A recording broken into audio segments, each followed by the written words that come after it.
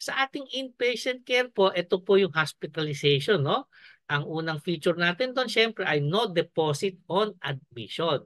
Again, ulitin ko po, no? So yung mga horror stories na naririnig natin na 10 ospital na, hindi pa ina-admit, hindi po mangyayari pag may Kaiser na health card tayo kasi no deposit on admission. Kasama po doon ang lahat ng hospital services mula sa room and board, operating room and recovery room, administered medicines habang nasa ospital, x-ray and other laboratory exams, saka professional fees ng mga doktor. Kasama rin po yung mga medicines habang nasa ospital, kasama yung mga transfusion, no?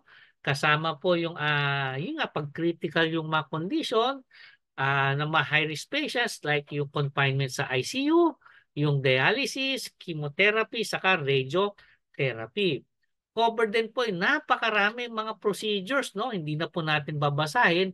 Basta po karamihan ng procedures ay covered ng ating inpatient benefit sa National Healthcare Shield.